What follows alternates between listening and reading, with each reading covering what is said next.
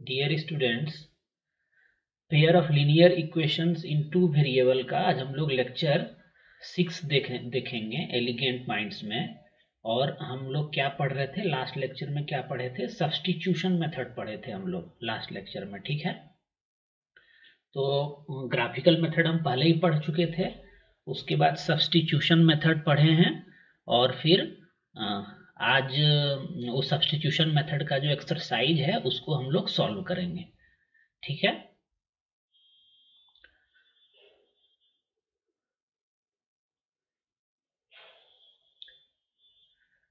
Substitution method exercise ये शायद 3.2 होगा, देख लेते हैं। 3.2 ना, हाँ 3.2 एक्सरसाइज हम लोग को सॉल्व करना है। ये एक्सरसाइज है जिसको कि हम लोग आज सॉल्व करेंगे। इसमें जो जो इम्पोर्टेंट क्वेश्चंस होगा उसको हम सॉल्व कर देंगे, और जो सिमिलर क्वेश्चन होगा उसको हम आपके लिए छोड़ देंगे, ठीक है। तो सबसे पहले इसमें से क्या है? फर्स्ट क्वेश्चन हमारा, फर्स्ट क्वेश्चन क्या है? Solve the following pair of linear equation by the substitution method. Substitution method का यूज करते हुए हमको ये following pair of linear equation को सॉल्व करना है, मतलब इसका सॉल्यूशन फाइंड करना है, ठीक है। तो किसको सबसे पहले लें हम? सब्स्टिट्यूशन मेथड के लिए सबसे पहले ये फर्स्ट वाले को नहीं लेते हैं, हम सेकेंड को लेते हैं, ठीक है। सेकेंड को ये लेते हैं, हम सॉल्व करेंगे सब्स्टिट्यूशन मेथड से। ये पेयर ऑफ लीनियर इक्वेशंस है, ठीक है। यहाँ पे अब वेरिएबल कौन कौन सा है आप देखिए, s है और t जो है हमारा वेरिएबल है। ये इक्वेशन फर्स्ट है हमारा, और ये इक्वेशन सेकेंड है, ठीक है। और यहाँ पे वेरिएबल क्या क्या है? s और t है। सब्स्टिट्यूशन मेथड में हम लोग क्या सीखे थे कि किसी एक इक्वेशन से एक वेरिएबल का जो वैल्यू होगा उसको हम लोग दूसरे इक्वेशन में पुट करेंगे। तो ठीक है, इक्वेशन फर्स्ट को हम सबसे पहले कंसिडर करते हैं, और इसको रीअरेंज करके अगर हम लिखना चाहें तो क्या लिख सकते हैं? s equal to 3 plus T. अगर इसमें दिक्कत है तो आप बताइए, इसमें तो कुछ दिक्कत होना ही नहीं चाहिए किसी को। बस माइनस टी को हम राइट हैंड साइड लेते गए हैं, ठीक है। तो इसको हम रीअरेंज करके ऐसा लिख दिए। अब यहाँ से जो s का वैल्यू आया इसको हम इस इक्वेशन में पुट करेंगे, इक्वेशन 2 में, ठीक है। तो इक्वेशन 2 में पुट कर देते हैं। अगर इक्वेशन 2 में इसको हम पुट करेंगे s equal to 3 plus T को, तो क्या आएगा हमारे पास?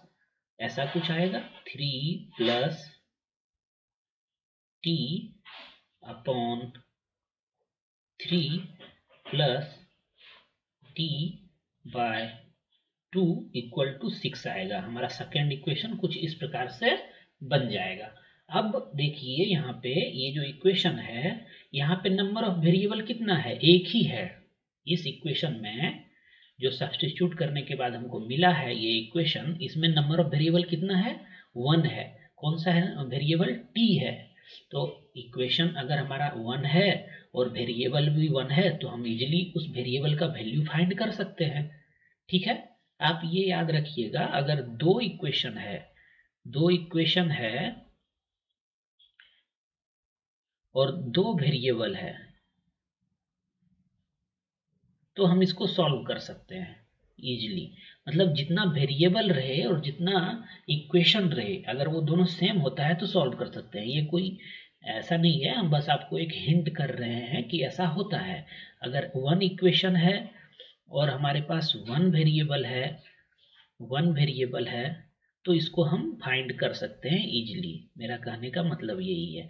इसको आप ऐसे याद रख सकते हैं हिंट के तौर पे, ऐसा कुछ है नहीं, बस हिंट के तौर पे इसको आप याद रख सकते हैं, ठीक है।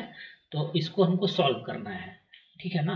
तो हम थोड़ा स्पेस देख लेते हैं कहाँ पे है, वहाँ पे सॉल्व करेंगे। हम देख लेते हैं क्या है।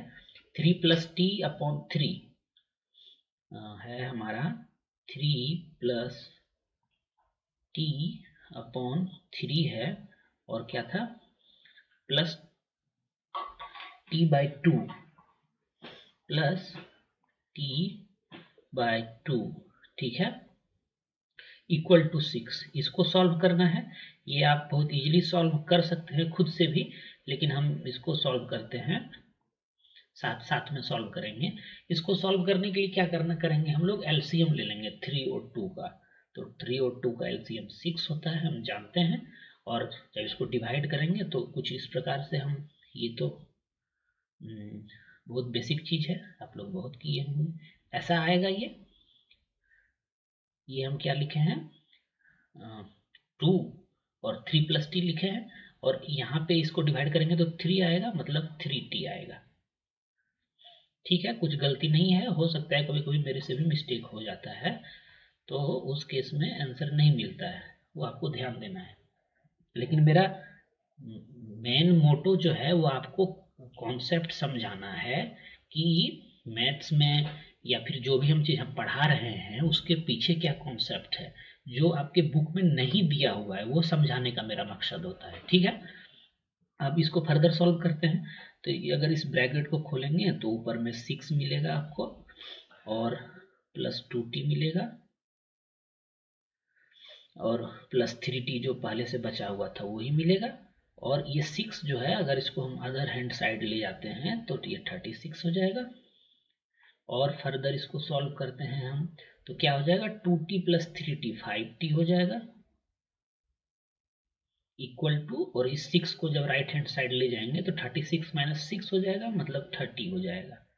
ठीक है, और यहाँ से t का क्या वैल्यू हमको मिल रहा है, 30/5 मिल रहा है, 30/5 मिल रहा है, और ये इक्वल टू क्या आया, 6 आया। मतलब t का वैल्यू मेरे पास 6 निकल के आ गया। अब एक वेरिएबल का तो वैल्यू मेरे पास आ गया, अब एक दूसरा वेरिएबल था, दो वेरिएबल था ना, हम लोग क्या पढ़ रहे हैं, लीनियर इक्वेशन इन 2 वेरिएबल पढ़ रहे हैं, pair of linear equations in 2 variable, तो 2 वेरिएबल था। t का वैल्यू हमको मिल गया, t का वैल्यू कितना मिला है, 6 मिला है।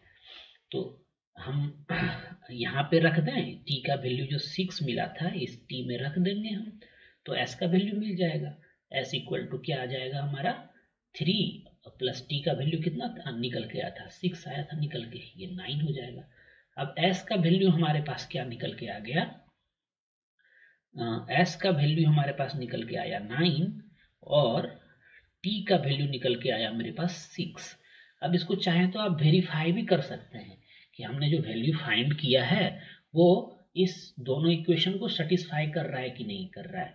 एक्चुअली हम लोग क्या ये फाइंड किए हैं, सॉल्यूशन फाइंड किए हैं, इस pair of linear equation in 2 variable का सॉल्यूशन हम फाइंड किए हैं, s और t का वैल्यू। तो ये s और t का वैल्यू इस दोनों इक्वेशन को सेटिस्फाई करेगा, चेक कर लेते हैं हम। s इक्वल टू 9 पुट करिए, t इक्वल टू 6 पुट करिए, फर्स्ट इक्वेशन को सेटिस्फाई कर रहा है, आप देख लीजिए। उसी तरह से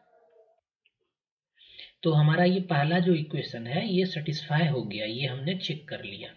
अब बचा हमारा ये दूसरा इक्वेशन, देखते हैं इसमें s इक्वल टू 9 और t इक्वल टू 6 रखने पे ये इक्वेशन सेटिस्फाई होता है या नहीं होता है। तो s के प्लेस पे 9 रखिए आप, तो यहाँ पे क्या हो जाएगा, वैल्यू 9 रख देंगे तो ये पहला टर्म 3 हो गया, और t के प्लेस पे 6 रखते हैं तो 6/2 क्या हो जाएगा, ये भी 3 हो जाएगा। मतलब क्या हो गया, 3 + 3 हो रहा है ना। तो देखिए इधर भी 6 हो रहा है, इधर भी 6 हो रहा है, मतलब हमारा जो ये आंसर निकल के आया था, सॉल्यूशन निकल के आया था इस पेयर ऑफ लीनियर इक्वेशन का, ये बिल्कुल भी सही है, कोई दिक्कत नहीं है इसमें, ये हमने वेरीफाई भी कर लिया।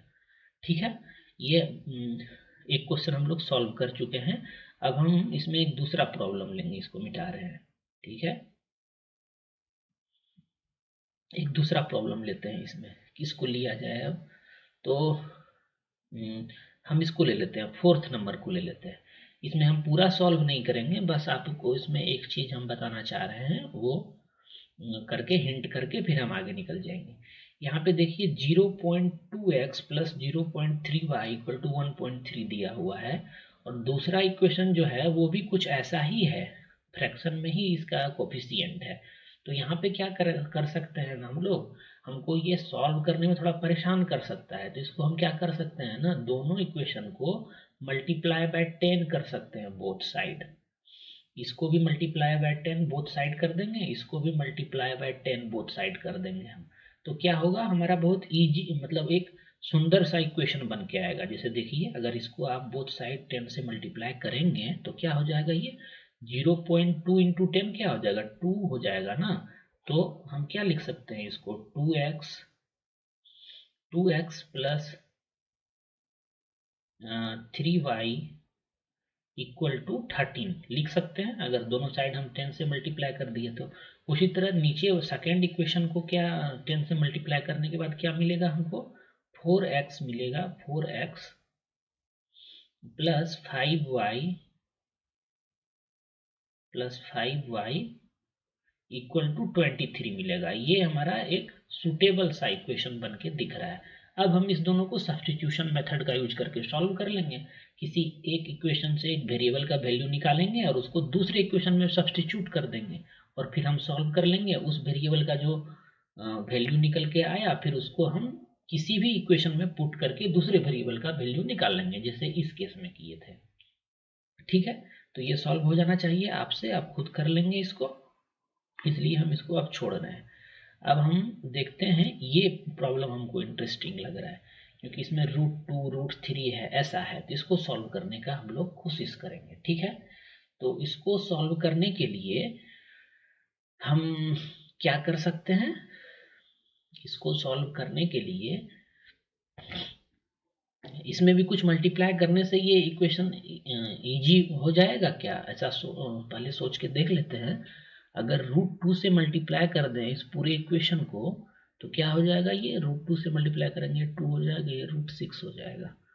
ठीक है, और इसको अगर हम 3 से मल्टीप्लाई कर दें तो ये √24 हो जाएगा, या बहुत फर्क नहीं पड़ेगा लेकिन फिर भी फर्क पड़ेगा। ठीक है, तो हम कर ही लेते हैं ताकि इजी हो जाए बनाने में। ये इक्वेशन फर्स्ट है हमारा, ये इक्वेशन सेकेंड है। ठीक है, तो हम क्या कर रहे हैं ना, इक्वेशन फर्स्ट को हम √2 से बोथ साइड मल्टीप्लाई कर रहे हैं। कर सकते हैं किसी भी इक्वेशन को बोथ साइड किसी भी सेम नंबर से मल्टीप्लाई कर सकते हैं, सेम नंबर से डिवाइड कर सकते हैं, सेम नंबर से सब्ट्रैक्ट कर सकते हैं, सेम नंबर ऐड कर सकते हैं। ये तो पॉसिबल है ना। कहने का मतलब क्या है कि दो क्वांटिटी है और ये दोनों इक्वल है। समझिए, देखिए, ये आपके बुक में नहीं होगा, ये समझने के लिए, ये क्यों हम दोनों साइड सेम नंबर से मल्टीप्लाई कर सकते हैं या ऐड कर सकते हैं। इसमें कुछ हम ऐड कर दिए यहाँ पे, और इसमें भी कुछ ऐड कर दिए, फिर भी ये तो बराबर ही रहेगा ना। ये कुछ क्वांटिटी था, इधर भी कुछ क्वांटिटी था, और दोनों साइड हम सेम क्वांटिटी फिर से ऐड कर रहे हैं, तो फिर भी ये जो क्वांटिटी है इक्वल ही रहेगा, इसीलिए ऐसा कर सकते थे हम लोग। ठीक है, इस पे अभी नहीं जाते हैं, ये बेसिक है। अब इसको √2 से अगर हम मल्टीप्लाई करेंगे फर्स्ट इक्वेशन को तो क्या मिलेगा, √2 इंटू √2 x मिलेगा। मतलब √2 इंटू √2 क्या हो जाएगा, √2 इंटू √2 क्या हो जाएगा, 2 हो जाएगा। इसीलिए हम इसको √2 से मल्टीप्लाई करना चाह रहे हैं, क्योंकि इसका कोफिशिएंट जो है ना रेडिकल फ्री करना चाह रहे हैं हम। तो इस इक्वेशन को क्या लिख सकते हैं हम लोग, जब √2 से मल्टीप्लाई कर दिए तो 2x लिख सकते हैं इसको, और √3 इंटू √2 जब होगा तो क्या हो जाएगा, √6 हो जाएगा। इसको रहने देते हैं, ये फ्री नहीं हो पाया, अगर ये भी फ्री हो जाता तब तो मेरे लिए बहुत ही अच्छा हो जाता, इक्वल टू 0। ठीक है, अब यहाँ से हम क्या करेंगे ना कि 2x इक्वल टू क्या लिख सकते हैं हम लोग, -√6, राइट हैंड साइड इसको ले गए इस टर्म को, तो ऐसा लिख सकते हैं। और x इक्वल टू क्या लिख सकते हैं हम लोग, -√6,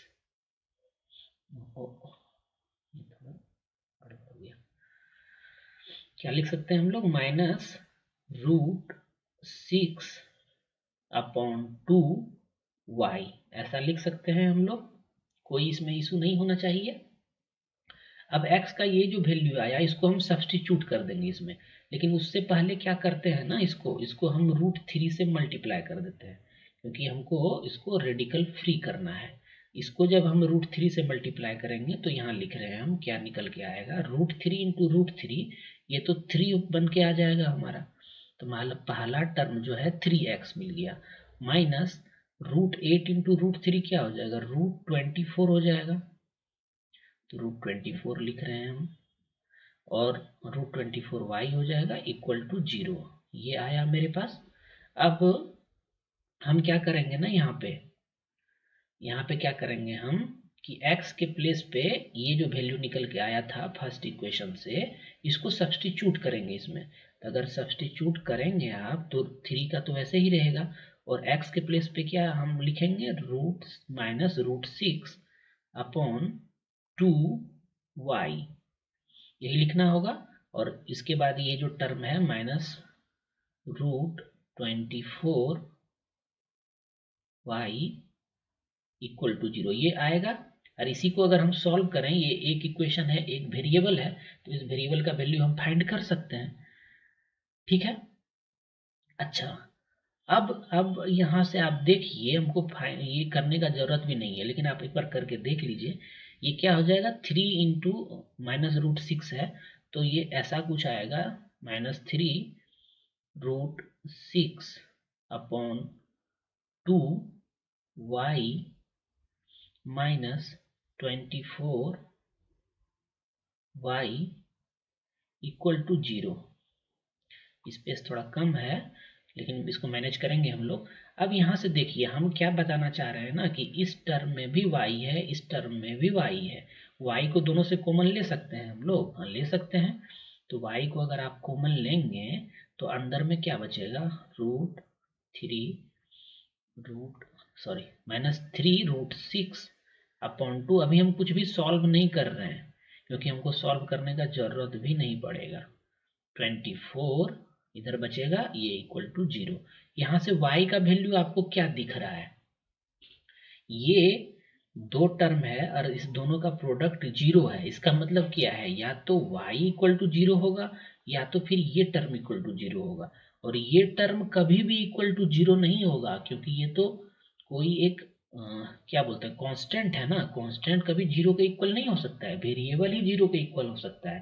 तो ये तो कभी 0 होगा नहीं। तो इसको हम लोग ऐसे लिख सकते हैं कि this implies y equal to 0। इसको आप दूसरे तरीके से भी सोच सकते हैं कि y इंटू समथिंग है, y इंटू कॉन्स्टेंट है, या इसका कोफिशियंट है इक्वल टू 0 है।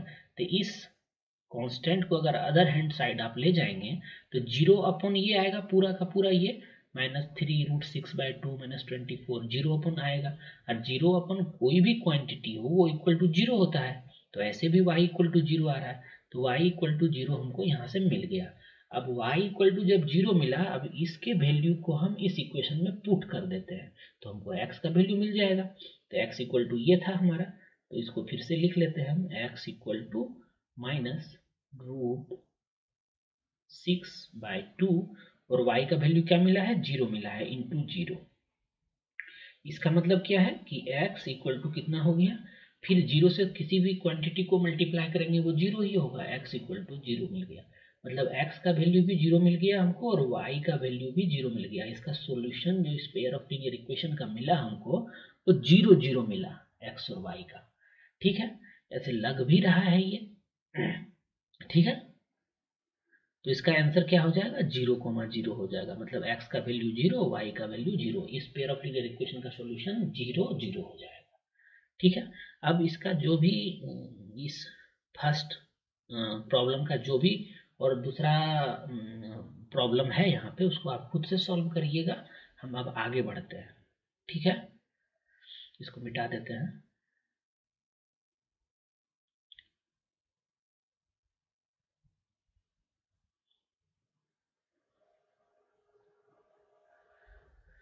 ठीक है, अब हम ये दूसरा प्रॉब्लम देखते हैं, इसमें क्या बोला जा रहा है। यहाँ पे आपको बोल रहा है solve 2x + 3y = 11 and 2x - 4y = -24।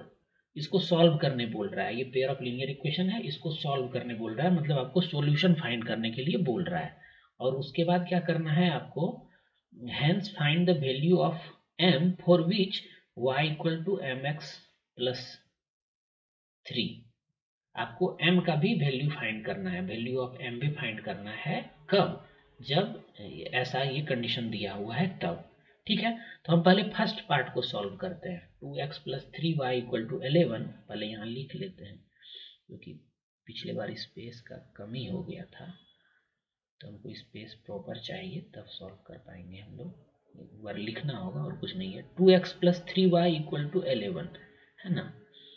2x + 3y = 11, ये हमारा पहला इक्वेशन है। दूसरा इक्वेशन क्या है? 2x - 4y, 2x - 4y = क्या है? -24 = -24। ये वैल्यू लिखने में अगर गलती हो जाएगा तो हमारा आंसर भी गलत आएगा। ये पहले इस पेयर ऑफ लीनियर इक्वेशन को हमको सॉल्व करना है, और हम कौन सा मेथड यूज करेंगे? सब्स्टिट्यूशन मेथड यूज करेंगे, यूजिंग सब्स्टिट्यूशन मेथड, क्योंकि सब्स्टिट्यूशन मेथड का ही ये एक्सरसाइज है। ठीक है, तो इसको सॉल्व करने के लिए हम क्या करते हैं? सबसे पहले उसी तरह से एक वेरिएबल का हम वैल्यू निकाल लेंगे यहाँ से। तो एक वेरिएबल x का ही निकाल लेते हैं। तो इसको हम ऐसा लिख सकते हैं 2x = 11 - 3y। कोई इशू नहीं है ये लिखने में, इसको हम ऐसा लिख सकते हैं। और फिर अगर हम x का सिर्फ हमको वैल्यू चाहिए तो x = 11 - 3y / 2 ऐसे लिख सकते हैं। इसको ब्रैकेट में कर लेते हैं क्योंकि ये दोनों एक ही साथ है। ठीक है, अब x का वैल्यू यहाँ से जो निकला इसको हम इसमें पुट करेंगे। इसको पुट अगर हम करते हैं तो क्या लिख सकते हैं? 2 के प्लेस पे तो 2 ही रहेगा, और x के प्लेस पे क्या रह जाएगा? 11 - 3y / 2 ये होगा, -4y जो इसमें पहले से टर्म था वो तो रहेगा ही, = -24 ये आ रहा है हमारा। अब देखिए आप ये यहाँ पे आप स्टेटमेंट में ऐसे लिख सकते हैं, putting value of x from, मतलब यहाँ से आप दिखा सकते हैं। इसको लिखने के लिए बस हम आपको समझा रहे हैं यहाँ पे, इसलिए हम सारा कुछ लिख नहीं रहे हैं। ठीक है, अब देखिए यहाँ से क्या हो जाएगा, ये 2 और ये 2 कैंसिल हो जाएगा, तो हमारा अंदर में क्या बचेगा? 11 - 3y बचेगा, 2 तो कैंसिल हो गया, -4y बचेगा, और इधर क्या बचेगा? -24 बचेगा। ठीक है, अब देखिए, अब आगे चलते हैं। आगे चलने के लिए क्या करेंगे हम? ये -3y - 4y, मतलब ये क्या होके मिलेगा हमको? ये हमको मिलेगा -7y मिल रहा है। ठीक है, और इस 11 को हम अदर साइड में ले जाएंगे तो -24 पहले से था, और ये 11 जब उधर जाएगा तो -11 हो जाएगा। अब आगे चलते हैं इसको, और -7y = क्या मिल रहा है हमको? 35 मिल रहा है, -35 मिल रहा है। ठीक है, और y = क्या मिल जाएगा यहाँ से हमको? -7 जब इससे डिवाइड होगा तो 5 मिल गया। अब y = 5 मिल गया हमको, और हमको x का वैल्यू चाहिए। तो x का वैल्यू चाहिए तो फिर इस y के वैल्यू को इसमें हम पुट कर देते हैं। x = हमारा क्या आया था? 11 - 3, और y का वैल्यू क्या आया है? यहाँ से 5 आया है, तो y के प्लेस पे हम 5 लिखेंगे यहाँ पे, × 5/2। ठीक है, इसको अगर हम फर्दर सॉल्व करें तो 11 - 15 आ रहा है / 2 आ रहा है, और ये ब्रैकेट में है। ठीक है, ये कितना आ रहा है? -4/2 आ रहा है, और ये कितना सॉल्व हो गया आया? -2 आया। मतलब x का वैल्यू -2 आया और y का वैल्यू 5 आया। ये इस दोनों इक्वेशन को सेटिस्फाई करेगा। आप देख भी लीजिए, चेक भी करके देख सकते हैं।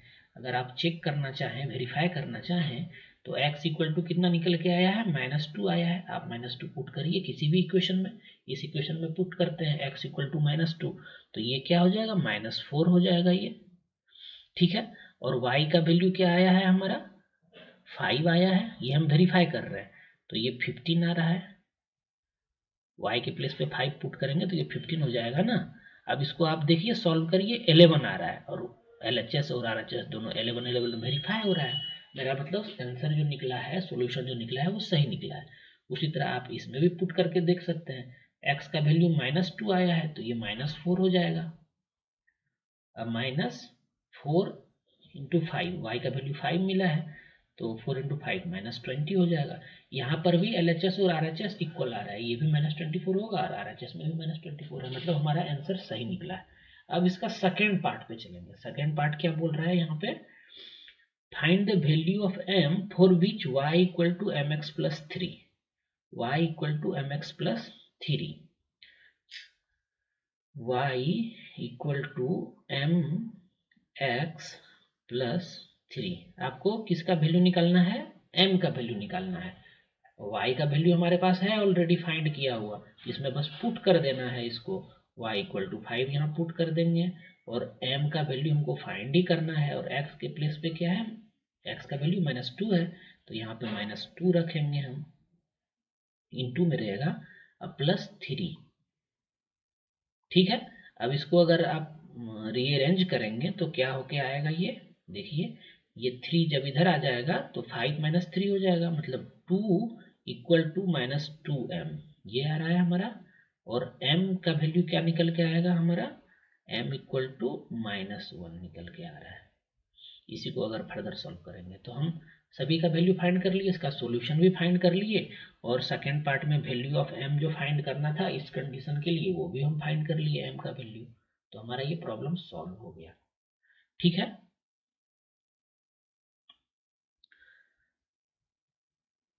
अब यहाँ से जो है वो लैंग्वेज वाला प्रॉब्लम स्टार्ट हुआ है। अब मेन प्रॉब्लम यहाँ से स्टार्ट हुआ है आपका।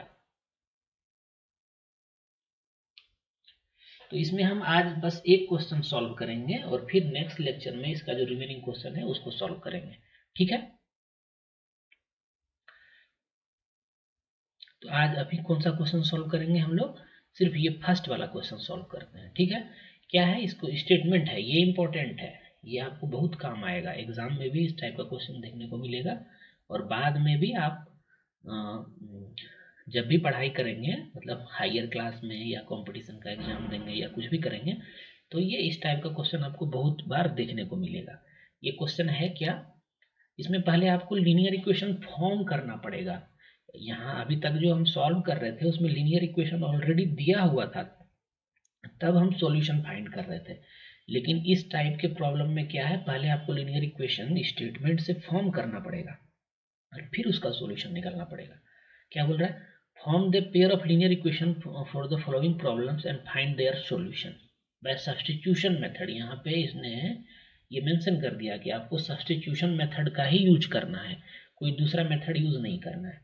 तो सबसे पहले pair of linear equation form करिए। स्टेटमेंट क्या है, the difference between two number is 26 and one number is 3 times the other, find them. दो नंबर है, दोनों नंबर का डिफरेंस जो है वो 26 है, और एक स्टेटमेंट ये है, दोनों नंबर का जो डिफरेंस है वो 26 है, ये एक स्टेटमेंट है। जबकि दूसरा स्टेटमेंट क्या है, one number is 3 times the other, ये दूसरा स्टेटमेंट है। और इस दोनों स्टेटमेंट की हेल्प से हम one pair of linear equation बनाएंगे। ठीक है, तो हम इसको सॉल्व करने के लिए हम क्या करेंगे, पहले ये कर लेंगे, लेट कर लेंगे, लेट द फर्स्ट नंबर, ऐसे लिख सकते हैं, let the first number be X. ठीक है, और सेकेंड नंबर हम क्या लेट कर लें, let the second number be Y, ऐसे हम लेट कर लिए। अब इस स्टेटमेंट के हेल्प से हम लीनियर इक्वेशन फॉर्म करेंगे। तो क्या है हमारा पहला statement, the difference between two number is 26। तो हम किसी को भी ले सकते हैं, ये डिफरेंस आ गया x minus Y equal to 26, ये एक हमारा लीनियर इक्वेशन फॉर्म होके आ गया। दूसरा क्या है, one number is 3 times the other, एक नंबर जो है वो दूसरे नंबर से 3 टाइम्स है। तो आप यहाँ पे देखिए, यहाँ पे सोचना है आपको, ये पहला नंबर जो है वो 3 टाइम्स द अदर है, मतलब कहने का मतलब क्या है, 3x is equal to y, ऐसा है ना। ये दूसरा हमारा इक्वेशन फॉर्म होके आ गया दूसरे स्टेटमेंट से। अच्छा, यहाँ पे आपको कंफ्यूजन हो सकता है कि हम 3y इक्वल टू एक्स क्यों नहीं ले सकते हैं, ये भी तो ले सकते हैं ना। One number is 3 times the other, तो 3y इक्वल टू एक्स भी ले सकते हैं हम। यहाँ पे जो x है वो 3 टाइम्स ऑफ y है, ये भी ले सकते हैं। और ये भी ले सकते हैं 3x इक्वल टू वाई, मतलब y जो है वो 3 टाइम्स ऑफ x है। लेकिन हमको क्या करना होगा ना, इस दोनों में से कोई एक ले सकते हैं हम, लेकिन हम यहाँ पे देखिए जो फर्स्ट स्टेटमेंट था, difference between two number is 26, तो x minus Y equal to 26 लिखे हैं हम, ठीक है। x minus Y equal to 26 लिखे हैं। इसका मतलब क्या है, मैंने क्या एज्यूम किया कि x is greater than y, यही एज्यूम किया है ना हम, तभी तो दोनों का डिफरेंस 26 आ रहा है। x जो है ग्रेटर है, यहाँ पे क्या एज्यूम कर लिए हम कि x is greater than y, तभी तो x माइनस वाई की और 26 के इक्वल हुआ। इसको समझिए आप, x को ग्रेटर हम पहले ही एज्यूम कर लिए, तो हमारा x दूसरा स्टेटमेंट को लिखने के टाइम में भी ग्रेटर ही रहेगा y से। और इसमें क्या ग्रेटर है x, यहाँ पे कौन सा ग्रेटर है, ये 3x ग्रेटर है, x ग्रेटर है या y ग्रेटर है, ये तो दोनों इक्वल है। और y जो है 3 टाइम्स ऑफ x है इस स्टेटमेंट में। देखिए इस इक्वेशन में y जो है 3 टाइम्स देन x है, तो यहाँ तो y ग्रेटर हो गया भाई, यहाँ तो y ग्रेटर हो गया, तो हम इसको नहीं लेंगे, यही सोचना है आपको। यहाँ पे तो y ग्रेटर हो गया, इसलिए हम इसको नहीं ले सकते हैं, क्योंकि y is 3 times than x यहाँ पे आ गया, जबकि हम फर्स्ट जो इक्वेशन लिखे हैं वहां पे क्या एज्यूम कर लिए कि x is greater than y, तब और यहाँ पे चेक करते हैं x is 3 times than y, ये हमारा कंडीशन सेटिस्फाई कर रहा है कि x is greater than y। या फिर आप इसको ऐसे भी लिख सकते हैं, लेट द फर्स्ट नंबर मत लिखिए, let the larger number be x, ऐसे भी लिख सकते हैं, and the smaller number be y, तब शुरू में ही क्लियर हो जाएगा। बनाने का बहुत सारा तरीका है, अगर आपको समझ में आ रहा है बात तो आप बहुत तरीके से बना सकते हैं, ठीक है।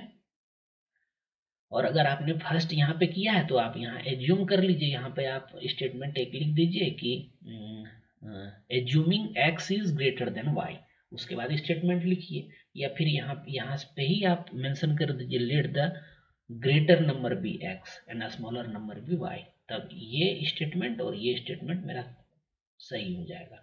मतलब ये हमारा फर्स्ट इक्वेशन हो गया, ये तो फर्स्ट इक्वेशन रहा ही, और सेकंड इक्वेशन हमारा क्या निकल के आएगा कि 3y इक्वल टू एक्स, ये हमारा सेकंड इक्वेशन निकल के आया। अब इसी को हमको सॉल्व करना है और सब्स्टिट्यूशन मेथड का यूज करना है, और आप जानते हैं सब्स्टिट्यूशन मेथड का यूज करने के लिए इसमें बहुत अच्छे से, जिसका आप वैल्यू फाइंड करके आप हमको कमेंट में बता सकते हैं कि इसका वैल्यू क्या आ रहा है। और अगर कहीं कुछ गलत इसमें हो रहा है तो आप वो भी कमेंट करके बता सकते हैं कि यहाँ पे मिस्टेक हुआ है, या और इसका दूसरा तरीका क्या हो सकता है बनाने का, ठीक है। तब हम लोग अब मिलेंगे नेक्स्ट लेक्चर में, और आज के लिए जो आपका सवाल था वो यही वाला रहेगा, जो अभी हम आपको दिए हैं वही वाला सवाल रहेगा, ठीक है।